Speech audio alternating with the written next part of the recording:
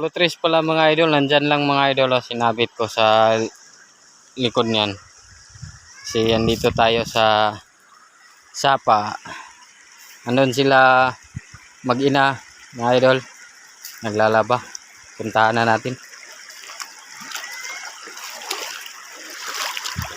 Kaya makikita natin si Tulutris kung may lumapit ba sa kanya mga idol. Kaya nandyan lang siya mga idol, oh. Ang dami kasing humuhuni dyan mga idol.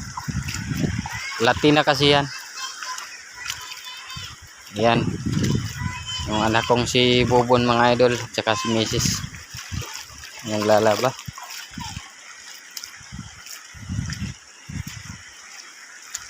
Yan pala yung area na pinaghahantingan ko lagi mga idol, oh. Yan. Sobrang lawak na yun mga idol. Yan. Lalo na pag may kasama ako mga idol, dadayo ako dun banda mga idol. Ang layo pa niyan, mga 2 oras mahigit yung lakad bago makarating doon mga idol. Kaya dito kami sa sapa. Ayun si Tulutris mga idol, oh. Yung puno na yan mga idol. Yan. Ayun, oh, kitang kita dito mga idol. Dami kasing humuhuni dyan mga idol. Ayan, oh. Yan. Kanina galing ako doon mga idol, kaso walang lumalapit mga idol. Dito sila banda humuhuni mga idol, oh, sa likod niyan mga idol. Maraming puno dyan.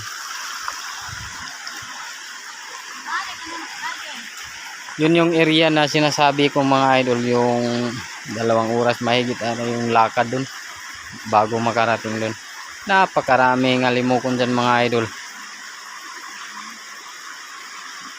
Baka sa susunod na linggo dyan na naman kami mag-hunting mga idol. Baka wala nang trabaho yung pinsan ko. Siya lang kasi yung kasama ko lagi sa paghunting mga idol, kasi yung isa kong pangati andun sa kanya. Binigay ko para may libangan na rin siya pag walang trabaho. Yan, makapag-hunting siya. Para din may kasama na ako sa paghunting mga idol. Hirap kasi pag tayo lang mag-isa maghunting mga idol, wala kang kasama. Ayan mga idol, oh, yung area dito sa gilid ng sapa. Daming humuhuni dito mga idol. Yan, kasi wala kasi masyadong hunters dito na nahahunting ng alimokon. Tayo lang mga idol. Yan, ganda ng sapa dito sa amin mga idol. Napakalinis. Yan. Shout out Idol Bobon. Oh, Pids ni Bobon. Sa pids ni Bobon.